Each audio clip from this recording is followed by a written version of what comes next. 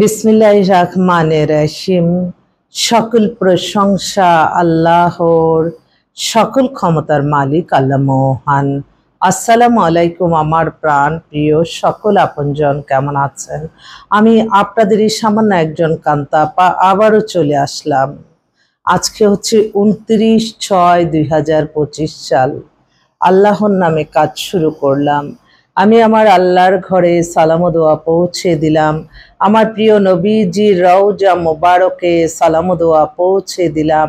হযরত শাহজালাল শাহ পরানে সালাম ও দোয়া পৌঁছে দিলাম। আজমির শরীফে সালাম ও দোয়া পৌঁছে দিলাম। মাইজবান্ডার শরীফে সালাম ও দোয়া পৌঁছে দিলাম। আল্লাহ আপনি নামাজ রোজা ইবাদত বন্দেগী কবুল আর মঞ্জুর করে নেন। ভালো কাজগুলি আল্লাহ কবুল আর মঞ্জুর করে নেন। সকলের জন্য দোয়া চাই, সবাই দোয়া করবেন। আসসালামু আলাইকুম। আমি আপনাদেরই কান্তা আপা আবারও চলে আসলাম অসংখ্য পাত্রপাত্রীর সন্ধান দেওয়ার জন্য। আমাদের সাথে আপনারা সরাসরি যোগাযোগ করতে পারেন। যোগাযোগের নাম্বারটা বলে দিচ্ছি, 019718600261। আমাদের প্রতিষ্ঠান কিন্তু প্রতিদিন প্রতিক্ষণই খোলা থাকে আপনাদের সেবায়। আপনারা সরাসরি ভিজিট করে আপনাদের দায়িত্বটা আমাদেরকে দিতে পারেন। বিয়েটা এমন একটা ব্যাপার যেখানে জুড়ি লেখা আছে না যাওয়া পর্যন্ত হবে না। তো আল্লাহ বলছে তোমরা চেষ্টা করো, চেষ্টার মাধ্যমে সফলতা হবে। এবং যে কোনো কাজ আপনি আপনার হয়তো সময় লাগতেছে, আপনি ধৈর্য ধরতে হবে। এবং আপনার এই যে ভালো লাগা ভালোবাসার মানুষটার মাধ্যমে যে পুরা জীবনটা কাটিয়ে দিবেন, সেই সময়টা আপনাদের আমি একটু বলতে চাই। আপনাদের অনেক সময় ভাগ্য পরিবর্তন হয়ে যায়, খারাপ থেকে ভালো হয়ে যায়, ভালো থেকে খারাপ হয়ে যায়। এটার একমাত্র কারণ হচ্ছে আপনার নামাজ রোজা ইবাদত বন্দেগী। যে যত বেশি আল্লাহকে ডাকবে, যত বেশি ইবাদত বন্দেগী করবে, ইসলামকে মেনে চলবে, আল্লাহ তার রাস্তা সবচেয়ে সহজ করে দেয়। এই বর্তমানে আসলে বিয়েটা বেশি কঠিন হওয়াতে দেখেন এখন এই সামাজিক যোগাযোগ মাধ্যম খুললেই দেখি কি, মানে এই শব্দটাও আমি উচ্চারণ করতে চাই না, কারণ এই বিয়েগুলি যখন আমার বেশিরভাগই বোনরা একটু কঠিন করে ফেলে। আমার ভাইরা অনেকেই আছে হয়তো কর্ম নাই, কিন্তু তাদের তো বিয়েটা ফরজ, তখন ওরা মাথায় অনেক সময় শয়তান ঢুকে যায়। তো সেজন্য আমি বলবো এই সমাজে যারা আছেন, যারা রাষ্ট্র পরিচালনা আছেন, যারা বিভিন্ন ক্ষেত্রে অবদান রাখছেন, এটাও মানতে হবে, বেকারত্ব সমস্যাটা দূর করতে হবে। বেশি বেশি বাংলাদেশে বেশি বেশি কর্মসংস্থানের সুযোগ সৃষ্টি করতে হবে। শুধু দেখা যায় যে সত্যি কথা যে এখন সাংবাদিকের সংখ্যা বেশি, কারণ চাকরি বাকরি পায় না। এই পেশাটা থেকে যদি আমরা অন্য পেশায় এরকম লোক আমাদের হতো, তাহলে সমাজের অনেক ভালো হতো। সাংবাদিক পারে একটা মানুষকে উপরে উঠাইতে, আবার একটা মানুষকে শেষ করতে। তবে সততার সহিত সাংবাদিকতার আল্লাহ রহমত এবং বরকত থাকবে। তো এই বেকারত্ব সমস্যার কারণে আমি একটা সামান্য ক্ষুদ্র প্রফেশনে আছি। সারাদিনে যদি ভালো মানে কোয়ালিফাইড ছেলে একজন দুইজন পাই, মানে বেকার গ্রামে অসহায় ছেলে অনেক পাওয়া যাচ্ছে। কিন্তু তাদের তো যে বিয়েটা কিন্তু ফরজ, তারা কিন্তু বিবাহযোগ্য। মানুষের মানে খাওয়া দাওয়া করলে আপনার সেই ক্ষুধাটা নিবারণ হয়, বিয়ে না করলে আপনার সেই ক্ষুধাটা যেহেতু নিবারণ হচ্ছে না, তাই আপনি যত সম্ভব কর্মমুখী মানুষকে করতে হবে।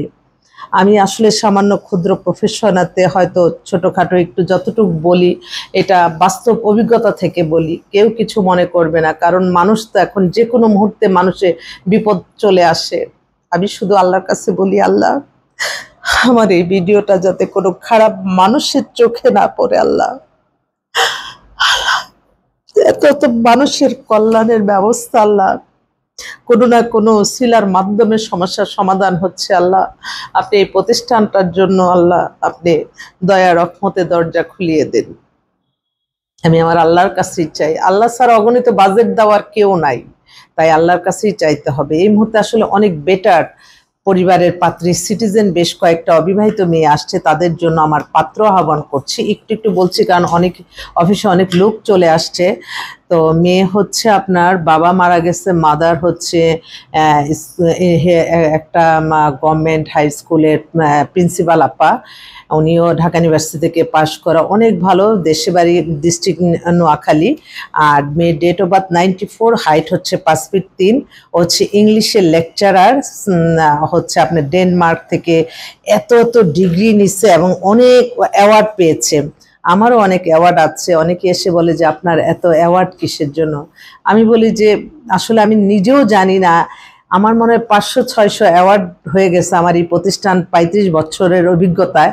তো এটা কেন জানি কিভাবে আমার ওই সংগঠক ভাইরা বলে যে আপনার দ্বারা তো অনেক মানুষের কল্যাণ হচ্ছে, আপনি তো সমাজে অনেক অবদান রাখতেছেন, তাই আমাকে হয়তো অ্যাওয়ার্ডগুলি দেয়। ঠিক তদ্রুপ এই মেয়েটা, ও নেদারল্যান্ড, ফিনল্যান্ড, তারপরে এখন ডেনমার্ক, ওইখানে অ্যাওয়ার্ড পাত্র, গোল্ডেন অ্যাওয়ার্ড পেয়েছে মাস্টার্সের উপরে, অনেক কিছু।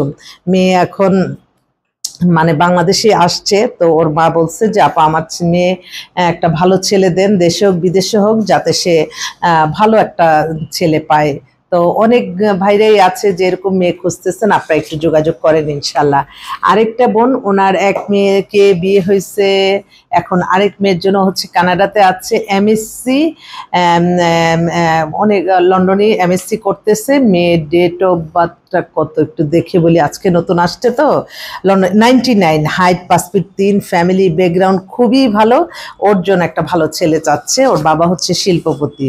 ওর বড় বোনটা আমাদের এখান থেকে বিয়ে হয়েছে, আলহামদুলিল্লাহ, সকল প্রশংসায় আল্লাহর। আমি কখনোই এটা বলি না, আমার আল্লাহ সব কিছু দেখতেছে। আরেকটা বোন, ওর date of birth 98, height 5 feet 5, ও অস্ট্রেলিয়ার citizen, O level A level করা, বাবা অনেক বড় বিজনেসম্যান, ইন্ডাস্ট্রিয়ালিস্ট। ওরা অস্ট্রেলিয়া থাকা ছেলে চাচ্ছে, অবিবাহিত অবশ্যই হতে হবে। আরেকটা ভাই, ওনার মেয়ে হচ্ছে কানাডায়, কানাডাতে ও 98-এ date of birth, height 5 feet 4, ও হচ্ছে ওখান থেকে ও লেভেল এ লেভেল করে ও এখানে মাস্টার্স করতেছে এবং ওখানে পিআর পেয়ে গেছে। বা অনেক ভালো, মেয়েটা উজ্জ্বল শ্যামলা, মা বাবা দুজনই ডাক্তার। ওর জন্য একটা ভালো, কানাডায় থাকে ফার্স্ট চয়েস, সেকেন্ড যেটা হয়।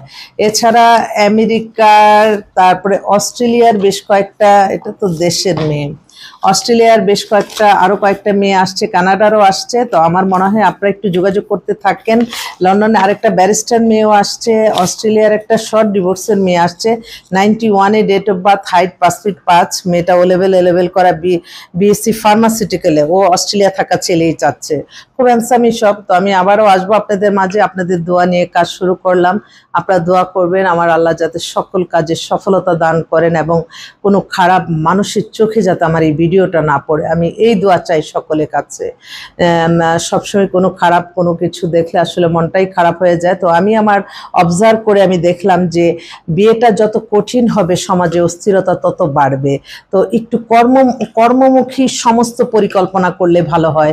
যারা রাষ্ট্র পরিচালনা করছেন বর্তমানে, তাদের অবশ্যই এই জিনিসটা, যতক্ষণই আপনি আপনার দায়িত্ব থাকবেন, মানুষ কিভাবে সবাই মিলে ভালো থাকে সেই চিন্তা করতে হবে। আমি আমার পরিবার নিয়ে গর্জিয়াসভাবে আমার বৃত্তের মধ্যে আমি ভালো থাকলাম, আশেপাশে মানুষ কত কষ্টে থাকলো, সেই পরিচালনা রাষ্ট্র, এটার কোনো মূল্যায়ন না। তো ধৈর্য ধরতে হবে আমাদের সকলেরই, কর্মসংস্থানের ব্যবস্থা করতে হবে। কর্মসংস্থান, আমি আমার অভিজ্ঞতা থেকে বলি, আমি আমার ছেলেকে ভাবছি যে এই সামান্য এই ক্ষুদ্র প্রফেশন দিয়ে হয়তো আমি আমার স্টাফদের নিয়ে দৈনন্দিন খরচ পূরণ হচ্ছে, কিন্তু আমার এত কিছু অন্য কিছু আমি মনেও করি না। কারণ কয়েকদিন ধরে ভাবতেছি যে আল্লাহ এখন 60, তা 70 বেশি, মানে আল্লাহ যদি সুস্থ রাখে আর 10 বছর 15 বছর, কই কারো মা বাবা তো চলে গেছে, তারা তো আর কেউ ফিরে আসে নাই। তো এই অল্প সময়, মনে করতে হবে একটা সেকেন্ডের ভরসা নাই।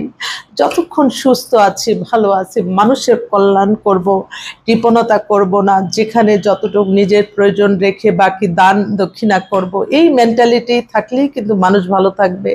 এবং অনেক ব্যবসা বাণিজ্য অনেক ছেলেরাই করতে পারতো, অনেক মেয়েরাও করতে পারতো। আপনি এই যে একটা দোকান নিতে যাবেন, সেখানে অ্যাডভান্স চায় 10 লাখ, 15 লাখ, 20 লাখ। আর অনেকেই আছে প্রথম এগুলি কিছু টাকা থাকে নিয়ে নেয়, তারপরে 1-2 মাস পরে এত গর্জিয়াস করে। আমাদের এখানে আমি প্রতিদিন আসতে যাইতে আমার মনে হয় যে সবাইকে বলি যে আপনি বিজনেস করতেছেন, বিজনেস করে আর্ন করে গর্জিয়াসটা করেন। প্রথমে এই ব্যবসাটা নিয়ে হাই ফাই করে সাজিয়ে পরে রাস্তায় বসে থাকতে হয়, এগুলিও কিন্তু চিন্তার মধ্যে রাখতে হবে। আমার মনে হয় কি যে আল্লাহ এরকম যদি কখনো যদি এরকম আমার এইসব কখনোই আসে না যে একটা কিছু মানে দায়িত্ব পেলাম সরকারিভাবে, আমি আমার এলাকার মানুষগুলি কিভাবে বেকারত্ব দূর হয় সেই জিনিসটা আগে চিন্তা করব কোনো অফিস ভাড়া নেওয়া, বাসা দোকান ভাড়া নেওয়া, হ্যাঁ তুমি ভাড়াটা কমায় দাও, ভাড়াটা রিজনেবল মধ্যে রাখো, তুমি তো সারা জীবনই খাবা। তো একটা মানুষ যে তোমার দ্বারা যে রিজিকের ব্যবস্থা হবে, একটা রিজিকের ব্যবস্থা করে দেওয়া যে কতটা একটা সোয়াব, সেটা নিজে যে করে সে বুঝে। আপনি কল্পনা করে পাবেন না, প্রতিদিন আমি নিঃস্ব হাতে এসে আমি বলি এতগুলি মানুষের রিজিক কিভাবে আমি করব। আল্লাহ যে কোথা থেকে একদিকে ভালো ফল হলো, আমি কিছুই পেলাম না, আল্লাহ কোত্থেকে আবার কোনো ফেরেস্তার মাধ্যমে আবার সাহায্য সহযোগিতা করে দেয়। তো আমি তো প্রতিটা সময় আমার চোখের পানি পড়ে আমার আল্লাহর কাছে। তো সেজন্য এই ছোট ছোট ব্যাপারগুলি আমাদের তুলে ধরতে হবে। আমরা শুধু সামাজিক যোগাযোগ মাধ্যম এটা সবার হাতে হাতে, আসুন না আমরা সবাই বেকার মুক্ত সমাজ গড়ি, এটাই হোক সবার চাওয়া। আসসালামু আলাইকুম।